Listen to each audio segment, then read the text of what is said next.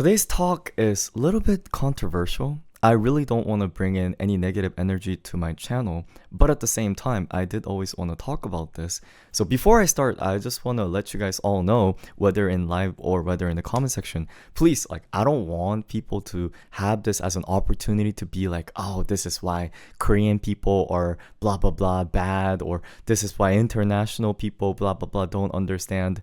The goal that I'm trying to sort of go for in today's talk is I want people to ultimately understand each other. So yeah, this is kind of a disclaimer. Well, have you guys seen the news that X/Twitter, they're allowing everything to be translated and people are able to see tweets from all over the world being translated into their own language. And I kind of thought, oh, this is a very important phenomenon. But at the same time, I thought language being translated is only the first part of global cultural trade. So even if you understand someone else's language, that doesn't necessarily mean you could understand where their thought process comes from, because behind those languages, there's cultures, there's ethics, and there's so many different things that we simply can't understand. And what happens when we can't understand someone is we put them down and say, they don't fit my morals, so therefore they're wrong, and you start to fight. And now everything's translated, so people fight like crazy. And this is not just about Twitter, it's just, anywhere in the online internet. And if you guys are someone who's familiar with K-pop, you guys probably seen, how international K-pop fans would fight with the Korean K-pop fans? It happens like every other day. Literally every other day. And it's not just the one side thing. I see it both on the English audience as well as the Korean audience. And they always say, oh, like K netizens are toxic. I swear to God, guys, if you go on YouTube and internet out there, you will see so many videos that go like, this is why Korean audience is toxic. I swear, there's so many videos out there that make views by talking bad about Korean people. And some of them are Korean themselves. And I'm not even, okay, this video is not to simply praise Korea either. I don't like when people sell like negativity and toxicness for the views. I sometimes do that too, but I generally don't like it. And I'm also nationalistic. And also another thing is, because I watch stuff in both Korean and English, whenever I come across a K-pop content in English and Korean, the audience is totally different. And it's so interesting how on the same topic, they have so different opinion. And when they clash, they just never understand. They never understand. There's so many derogatory terms that Korean people use to foreign fans and foreign fans use to Korean fans. I'm sure some of you guys might know of those terms. But so today I'll go into every single one of them. Again, it's a really sensitive topic. I hope I don't get canceled for talking about this. Yes, we're gonna also talk about how it goes into politics, racism, also, dating in K-pop culture. You guys notice how when it comes to dating scandals, international fans react different from domestic fans. Also, when it comes to voting and things like that. Okay, we could start with this. So recently, there was a voting in Korea, and you know how whenever it's a voting season, all these idols start to freak out. They literally start to freak out. And they don't even raise fingers and they panic. They don't wear red or blue. And as an international fans, because I feel like most of the audience that we have is international fans, don't you feel like, why are they doing too much? It feels like, why are they doing too much? And you probably think, I wonder if idols are doing too much or if the Korean people are hating on the idols too much. You wonder which is which. So let me start one at a time. The biggest difference between idol in Korea to Korean people versus idol to international people is that outside of Korea, what is K-pop idols? What do you guys think of them as? They're musicians, right? They're artists. They're dancers. They're entertainer. That's what they are. They're people who give you songs. They're people who give you joy. Well, in Korea, yes, all of that is true, but they're also celebrities / public figures. The key word here is public figures. You wouldn't really think of, I'm just gonna name random example. Is Felix a public figure of United States? Well, he is a celebrity, but at the same time, I wouldn't necessarily say like Felix is a public figure. What I mean by public figure is it's more about the responsibility, social impact. Idols are public figure in Korea. Whether people agree with it, like it or not, That's how a lot of people view them. And when they're public figure, then the standard changes so much. So I never liked about this culture, but you have to know that Korean idols have a harsher standard that the public give to them than some politicians in Korea. I'm sure Korean fans would agree on this. I don't know why. I really don't know the reason why. I think I could maybe try to come up with the reason that why it might be. But they hold higher expectation as a public figure on idols than politicians, which is funny because so many of these idols behave so much better than any other political figures. I'll be honest, guys. Among any type of celebrity you know, can you really think of other celebrity types that are more well-behaving than K-pop idols? Okay, like think of it. Politicians, okay, we don't even have to talk about. Athletes or rappers or comedians. Like what I'm saying is, among all entertainment, all kind of public figures, K-pop idols are most well-behaved. At the same time, they're teared apart so much. For what? For what? Like holding a strawberry with two hands? Yeah, it doesn't make sense. It's same over here too. But at the same time, when I talk about like the in Korea, and you know how we talked about the voting thing, people expect political neutralness from idols. This is the key word. The reason why they freak out is, this is, by the way, not just in idols, also in all Korean celebrities. If you don't know, this is kind of getting to know Korean culture. In Korea, politics is extremely, extremely sensitive. It kind of is all over the world, but extremely in Korea. And the thing to do in Korea is, if you're a public figure, you shouldn't express your political stance. It's kind of interesting, right? In America, celebrities do that all the time. Like, for example, you guys know, what is her name? Sydney Sweeney? She publicly, or Nicki Minaj, or so many celebrities in America publicly state, oh, I support this party. Oh, I support this party. Oh, I'm proud Democrat, blah, blah, blah. If you do that in Korea, guys, your career is kind of end. Because the whole country is divided in half. Half of the people in the country are Republican, half of the people in the country are Democrats. Well, that's not the term we use in Korea. They're conservative or liberal. And the moment any public figure comes out and say, I'm conservative, then the whole other side of the country say, don't ever hire this guy. Don't ever show him on TV ever again. So if you're an idol, you're already trying so hard to earn public reputation, trying to go on to TV shows, trying to make people like you.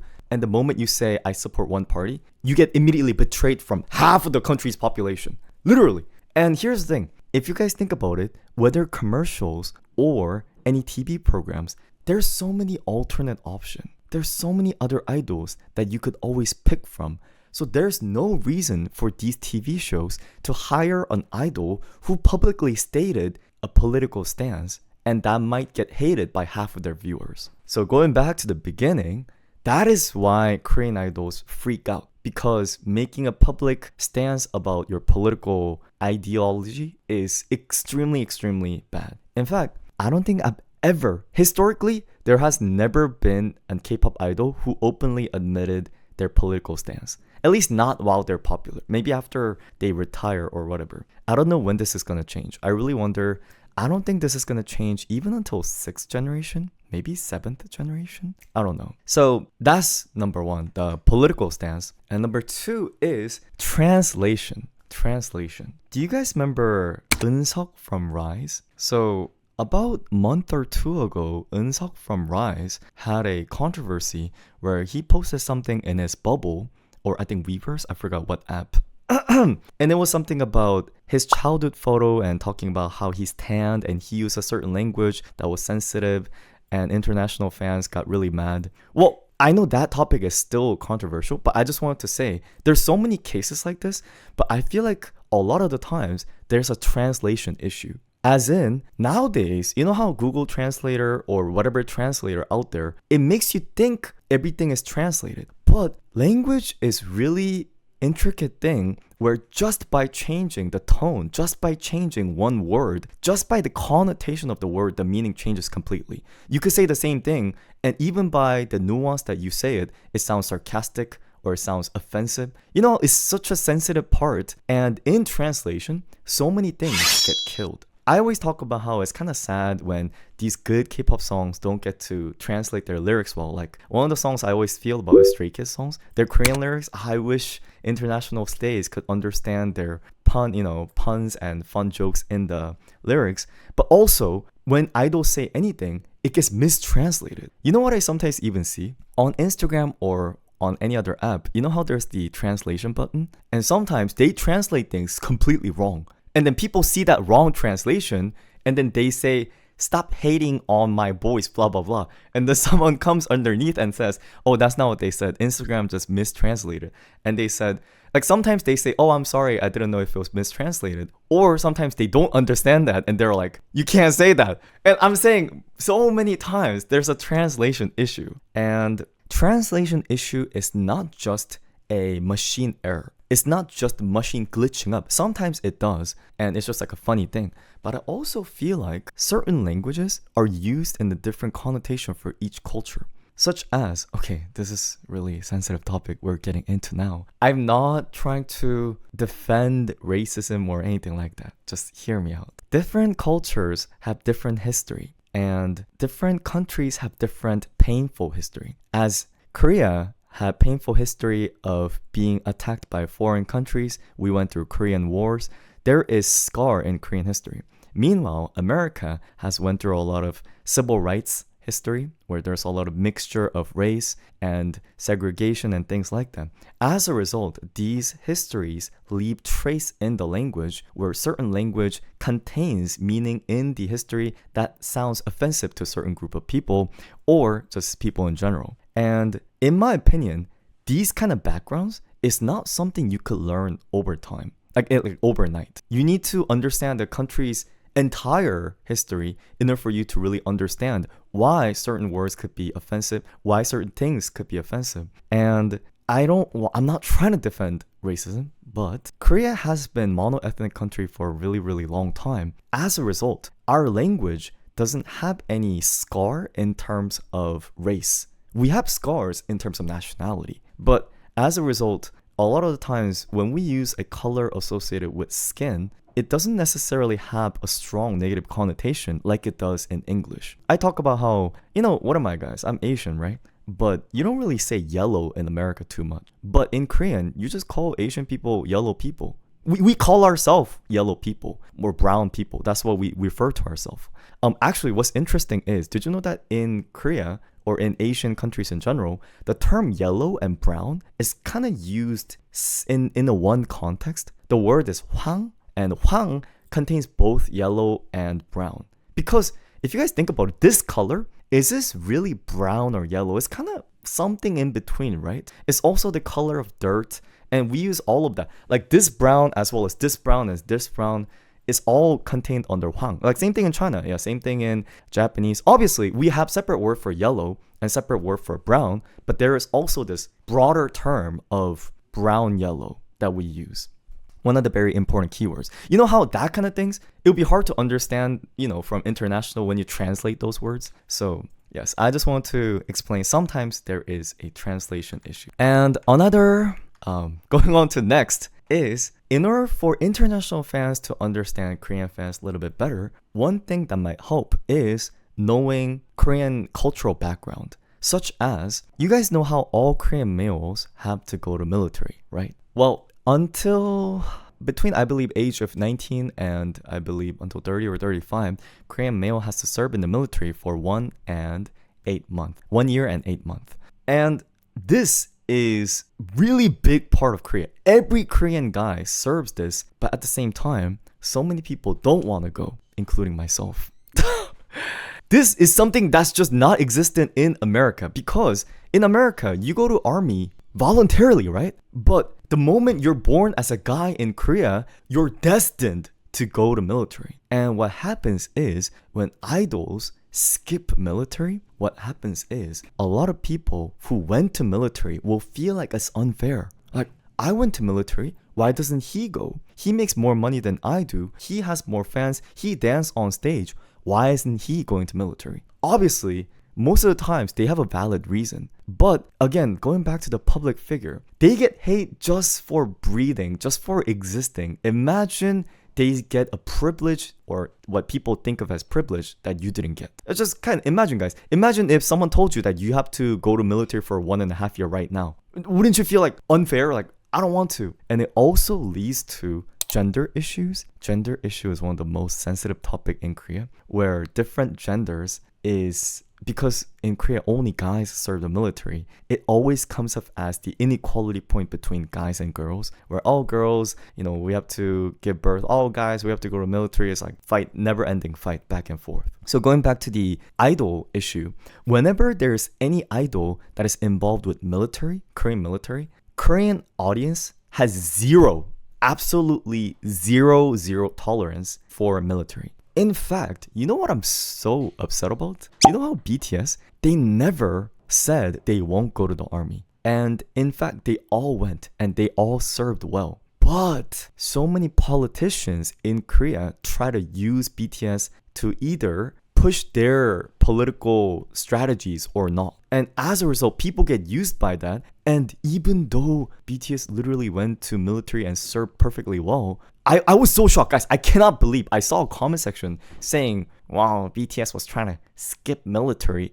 in Korean. And I was just kind of like, are you serious? Like, are you serious? Are you serious? Since debut, they literally been saying that they will go without a single complaint, and you still say this? And even as a Korean, that comment makes me upset. And international fans probably see that and get so mad. But just to kind of make you guys a little bit more understanding, is because people who are saying that, they feel like it's unfair that they had to go and someone might be not going because of their privilege. Does that make sense? I'm not trying to justify that person, but the military issue, interesting point here. Are you guys aware of Korean celebrity Psy, the one who's saying Gangnam Style? Did you know that Psy went to military twice? So he went to military, but he didn't serve his military well, so he had to go back and re-serve the military. Which is also weird, because if that had been an idol, they would have been cancelled 20,000 years ago. But Psy is sort of a comedian slash singer, so he was able to come back. This was before Gangnam Style. Before Gangnam Style, he had this whole military issue. Yes. So in Korea, like I said, idols are set at the highest expectation. I also think it's because idols are easy to attack on. As in, young people admire idols. So when you attack idols, it grabs a lot of the attention. Even on YouTube. You know how it's so easy to get views by talking bad about certain idols? It's gonna attract antis or fans either way. Imagine the medias and the politicians, they're the same way. They just kind of pick an idol, and if there's any issue, then they would use it politically as well. So it all goes back to, that's why idols are extremely careful about showing political stance and all that. And now let's go into a major difference when it comes to international fans and Korean fans. How do you guys think about idols dating?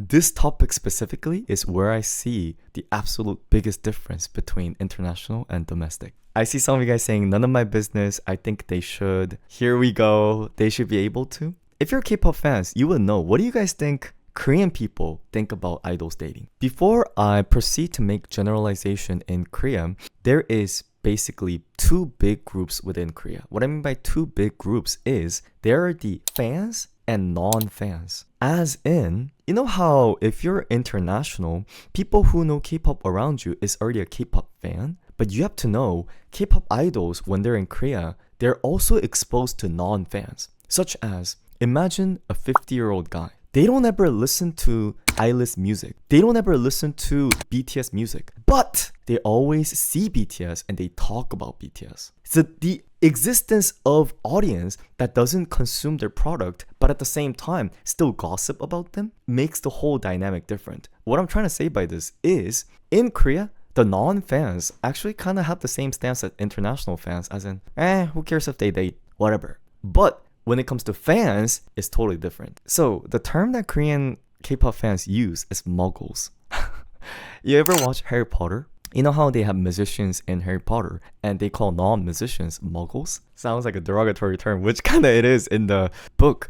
But K-pop fans would call non-K-pop fans muggles. And there's a famous quote in Korean K-pop field. They would say, fans spend all the money and moguls forgive the idols. What they're saying is when these idols get caught with dating, in Korea, a lot of the times, the moguls, the slash non-fans, would be like, let the boys date. Let the girls date. They're young. But the fans would be like, we're the one who spent the money. Why are you stepping in all of a sudden and saying like it's okay or you're forgiving them? You never even consume their product. And the idea in Korean K-pop field is that K-pop idols get paid and it's their responsibility and job responsibility for them to keep this image. It's your image to stay single. It's your job to not have a messy dating lifestyle. Obviously, there's also a vague line where there is sort of an allowance. What I mean by that is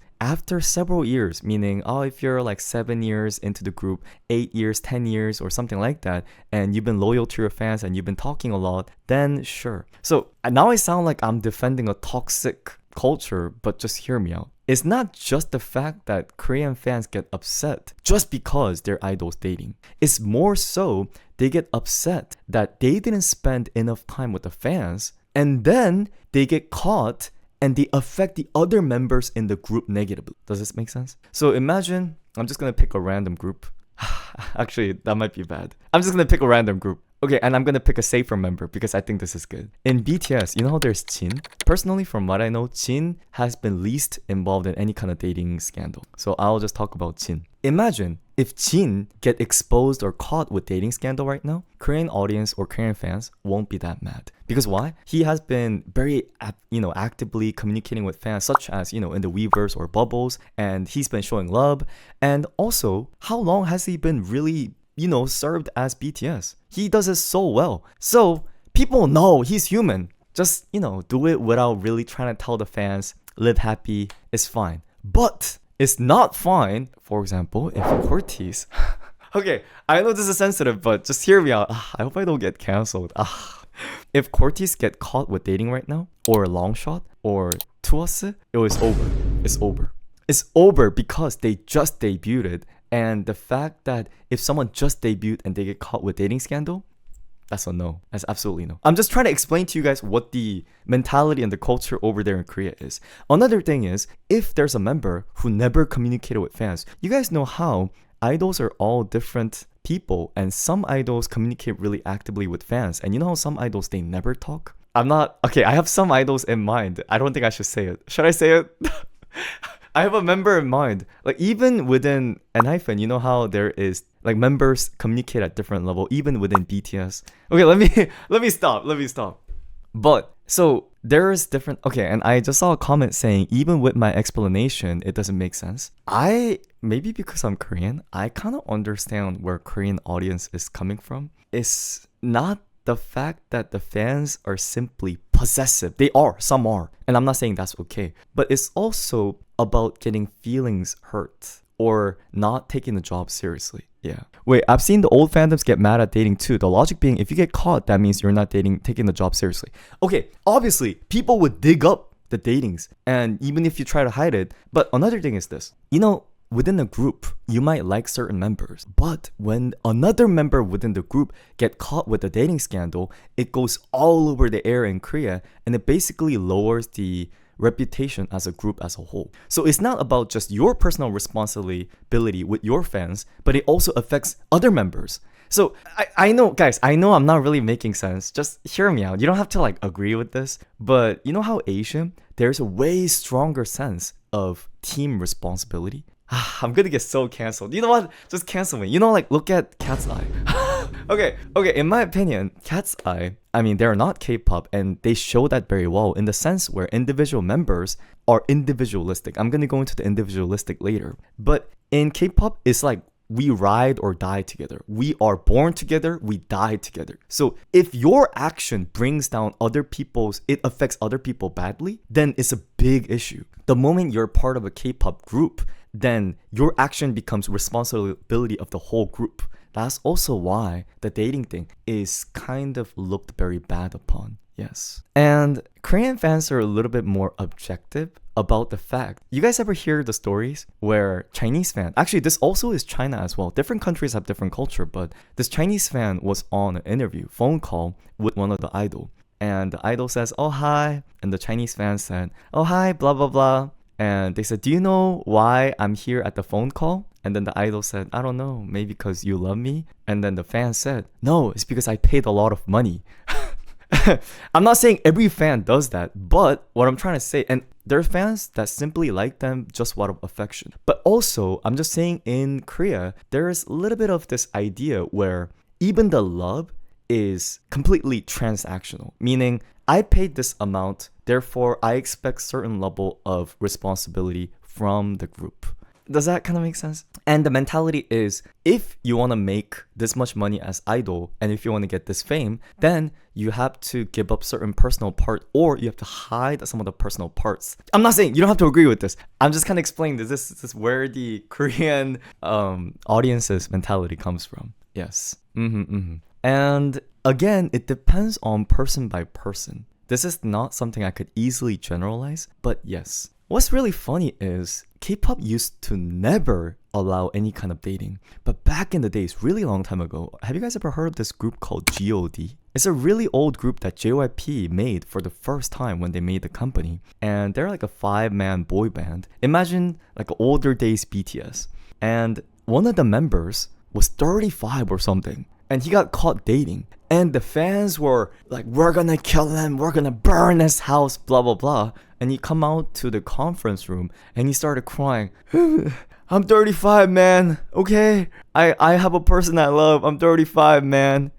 I don't know if you guys know, he's Jun, Park Jun from God. After that incident, people really started to think, oh, idols are also human. We should let them date. That's why there is this idea of like, if you're older, then the dating is okay, blah, blah, blah. But in terms of younger, they're still very strict about it. And okay, after saying all of this, I could see why this sounds weird. And I just feel like if you're aware of this culture, then at least you would understand why people are freaking out. I'm not saying you have to understand if they're right. Yeah. Crazy they need a reminder that idols are human. Going a little bit further, I feel like another part that international fans and Korean fans fight a lot is this matter of overworking. Do you guys agree? Well, sometimes when they're really overworking, they agree. But a lot of the times, there's this idea of personal freedom and how hard they train, blah, blah, blah. And I feel like this comes from difference in ethics, work ethics between America and Korea. I'm just kind of using America as global. I'm sure other countries have different standards. But you know how in America, work culture is very focused around your work rights. How much welfare you get from your work, how much personal time, work-life balance. You know how life is way more important than work? And therefore, your work should never step in. After you go back from work, your boss shouldn't call you. I'm not saying all jobs do this, but you know how in America, these kind of things are really heavily emphasized. In Korea, okay, I'm gonna sound like a boring history teacher. Are you guys okay with this? So, back in 1960s, back in 1970s, Korea went through Korean War. You guys are aware, right? And at one point, Korea was the poorest country on the entire earth. As a result, Korea had to sort of work their way up. You know, Korea country is tiny. You guys know the state of Georgia in America? Do you guys know that South Korea's land is smaller than state of Georgia? Isn't that shocking? Imagine all these K-pop stars only came from Atlanta. That sounds crazy, right?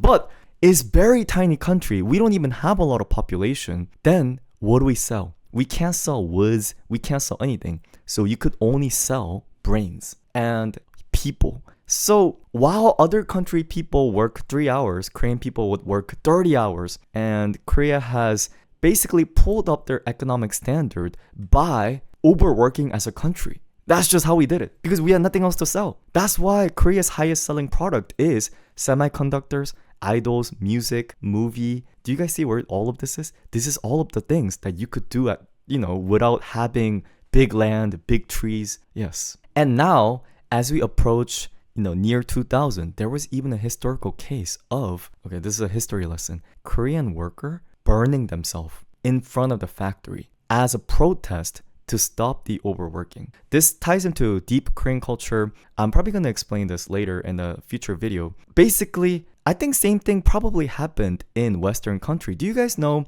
back in the Industrial Revolution, have you guys heard the stories about how they would make 5-year-old boys work at a factory and they would make 8-year-old girls make, clocks and they would die from, stuff like that. Imagine Korea went through that Industrial Revolution of 100 years within the past 20, 30 years. In fact, the generations that went through this are still alive. They're still alive. Guys, this isn't 1,000 years ago. This is literally, we're talking about 50 years ago. Can you believe that? You guys have to know Korea was the poorest country on earth 50 years ago. Some of you guys are over 50 years old. So, okay, continuing on. By the way, this is all connected to the idols. Are you guys aware that in I forgot the exact date, Korea also had an IMF. Basically, the country went broke. We went bankrupt. We went through bankruptcy, so we hit another down curve. Another thing, I'm sounding so boring. Back in 2008, we had a global economic crisis. That also affected Korea heavily because rich countries like America could easily recover, but Korea, not so much. So, all of these economic up and downs, guys, even my dad went through IMF. I went through IMF, like my generation, and we also went through 2008. So did America. As a result, what does this all come down to? Korea is extremely pushing in terms of hardworking. The standard for hardworking in Korea is here.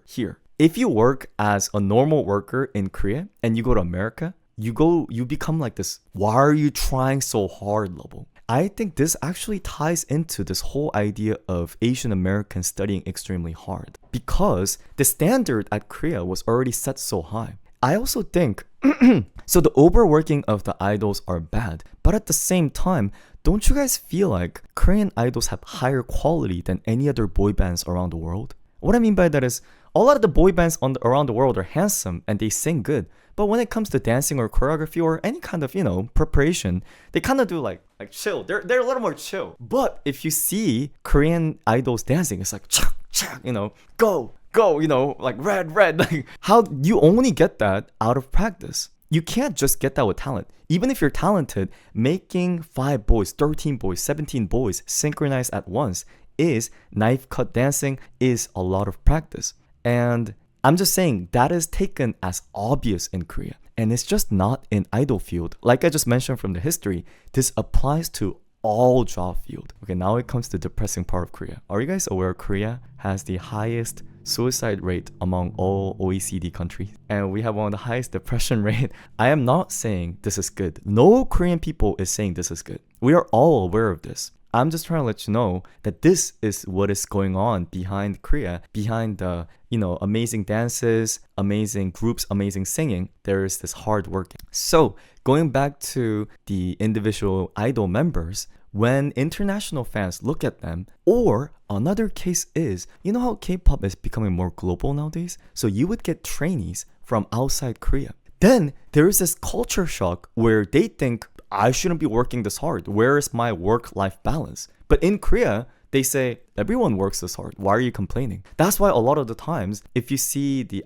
idols, the international idols, they kind of leave the group or say, I can't handle this. I'm not saying they're wrong. It's just that Korea has been pushing their work intensity way too high. Everyone glazes Korea, but they don't know the pressures behind being a Korean person. Again, I'm not trying to say all of this to make Korea look bad. That's not, guys. I really like Korea. I really, really do. And I also respect Korean people's hardworkingness. Without it, we wouldn't have the amazing country we have right now. At the same time, I just wanted you guys to understand why the culture is built like. I think the biggest, best metaphor might be, the idea of swan? How swan, they swim very peacefully on the top of the lake, but underneath the water, they paddle like crazy. It's the same way, where imagine the idols, they paddle crazy underneath.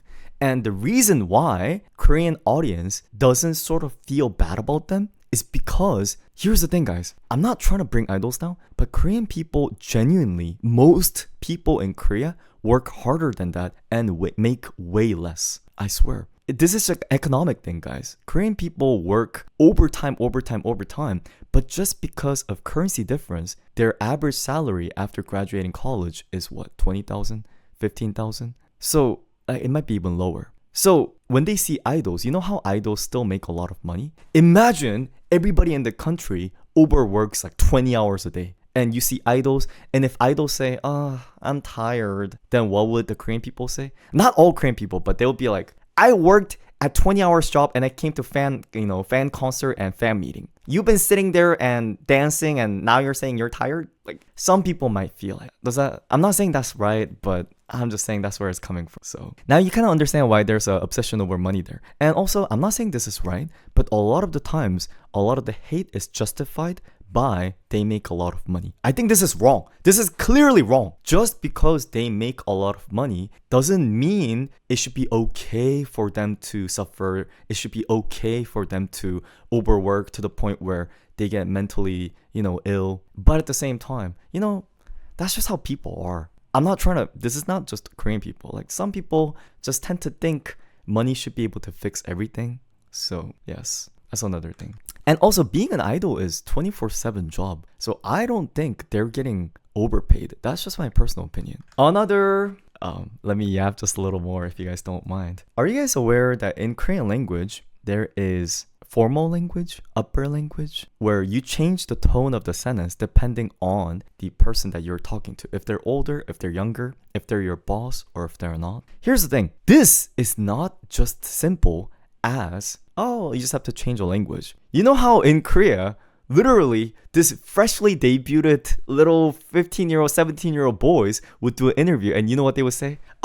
Michael Jackson 선배님, I really like 선배님's song, and Beyonce 선배님, Okay, so this, it might be funny, but you have to know the cultural background behind this. Okay, this is gonna be also like super long talking. You guys ever heard of Confucius? The Chinese dude? And Buddhism. So Asia, East Asia in general, were heavily influenced by Confucianism and Confucius, I don't know exactly what English word is, and Buddhism. And all of these culture extremely, extremely emphasize on respecting the elders. And okay, this is even more yapping. The reason why is because compared to Western countries, Eastern countries were heavily rice-based culture. In order for you to raise rice, you need to be settled at one place and you need to have a very strong society. Like, that's how you survived in Asia. There's a difference between wheat and rice. Rice needs to be very well regulated with water control, etc., etc.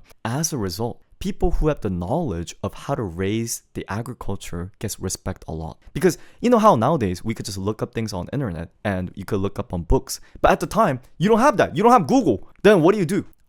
My rice isn't growing well. What do? You go to the oldest person in the town and you ask, my rice isn't growing well. What do I do? And then they say, I know how to do this. Back in my days, you just have to drag the water out like this. And that's why this culture of respecting the elders started to form in Asian countries, especially in East Asia, especially in Korea. And this continued even after it became modernized. We don't really raise rice anymore. Like, we do, but not that many people do. But the culture is still there. So whether to your parents or whether to your friends, or whether to your workers, you have to respect them a lot. And there's this uncomfortable thing where this hierarchy is so strong that sometimes it's good because it's in a very nice way where the older generation take care of the younger generation. But the downside is that younger generation or someone in the lower position can't speak against the older. Does that make sense? Like, you can't fight with them. That's also why, don't you sometimes feel like the idols have less control or less say than any other artists out there? It's not just because they're idols.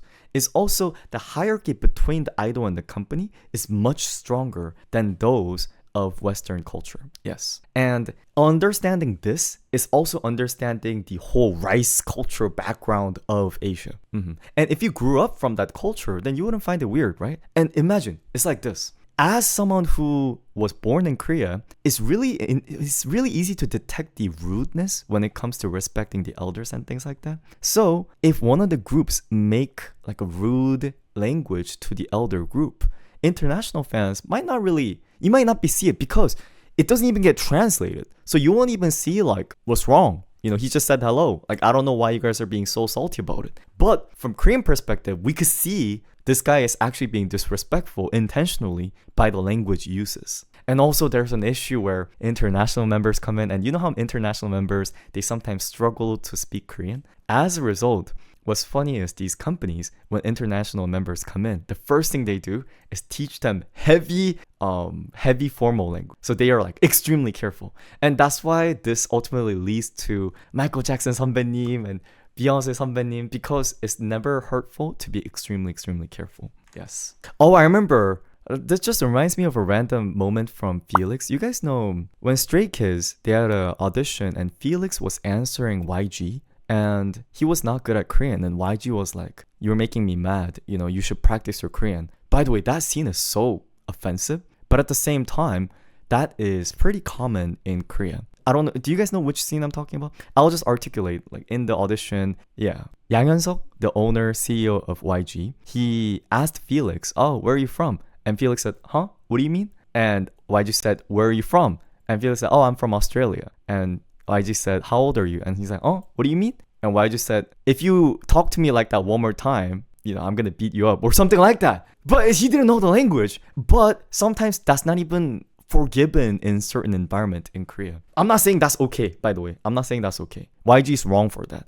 But at the same time, this also connects to what did I say earlier? The hard work ethic. Even though that moment is clearly wrong, that kind of strong hierarchy and strict work environment ultimately leads to the group for good performance and things like that. Oh, he didn't say huh though. He just kind of said, "Oh, like, sorry, I didn't hear you." But even that, yeah, I don't like that scene a lot. I don't like that scene. And finally, you know what I think this is the biggest difference between the West and the East? Is that Eastern culture is community culture and Western culture is individualistic culture. Did you know this also shows in philosophy? If you study Western philosophy, guys, I don't know anything. So sorry for the insane yapping today. But in Western culture, philosophy centers around me, I. A lot of Western culture talks about who am I and how do I interact with rest of the world out there. Am I the true me? Finding me and I,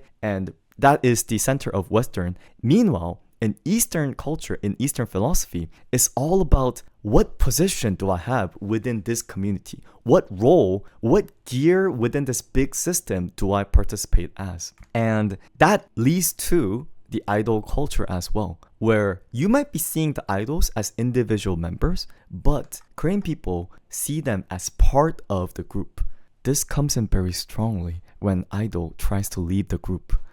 I know this is extremely sensitive topic. You guys already know who I'm talking about, so I'm not even gonna say the name, okay? I'm not even gonna say the name. I'm not saying the name. Don't say the name. Actually, because it's not even one case. There's multiple cases. I'm just telling you, knowing that background, you guys, I just told you the background between individualistic and group-wise. Leaving a group, guys, I don't think is ever accepted. Like ever.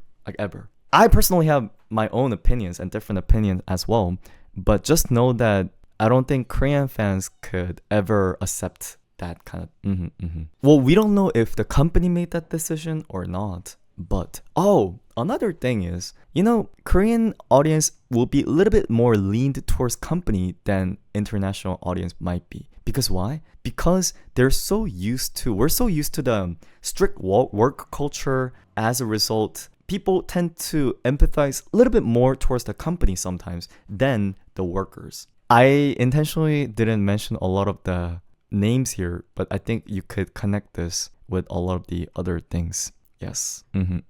And as a result, individual fans, yeah. Okay, let me just move on from this topic. So, alright, I think that's about good for today. I could honestly yap a little bit more, but I am worried that if I yap too long, then I might make you guys bored, or I probably said some things today that I misspoke. I really don't want to talk bad about Korea. I really don't want to talk bad about America either. I am simply trying to explain Korean background so that maybe you could understand where the Korean audience could come from. I don't ever think one side is correct or one side is always wrong. Hopefully this moment allows you to bond with other fans. Because ultimately, I believe true fans, okay, this is not even about Korea America talk. This is just my personal opinion if you guys don't mind hearing me about this. I just believe true fans should wish for the members' happiness, whether international, whether domestic. I also believe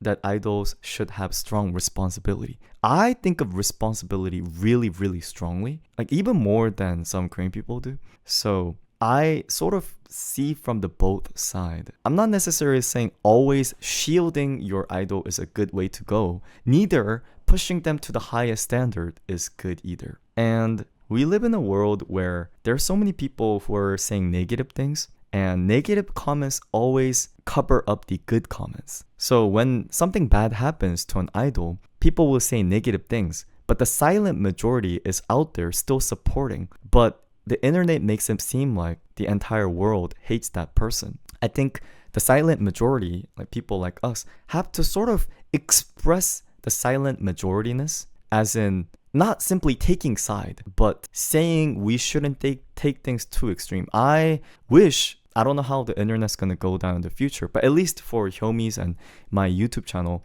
I personally wish we're able to keep that neutral stance and be willing to listen. Yes. Because, guys, who knows? We might think one thing is correct, but later we look back and we're wrong. I don't want to ever speak too harsh about something because so many things out there are misinformation. You know, you could hate on certain idols for like, oh, how could you do this, blah, blah, blah. And later, turns out they're not guilty. Then what do?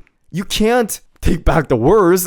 You can't be like, never mind, like, because they're already hurt. So I try to speak about it as softly as possible. You know what's so ironic? I'm a hater at the same time. If you watch my live stream, Hyomis would know I literally hate on songs all the time. Like, I hate this song, I hate this comeback. But that's just who I am as a person. That's why I'm gonna get canceled left and right eventually. But I try to not post those stuff because I don't want to extend on that. And again, for the millionth time I explain, I don't always just try to speak good about things. It's just that I try to only put those good parts out. So anyway, so thank you for watching. I hope you had a fun time today.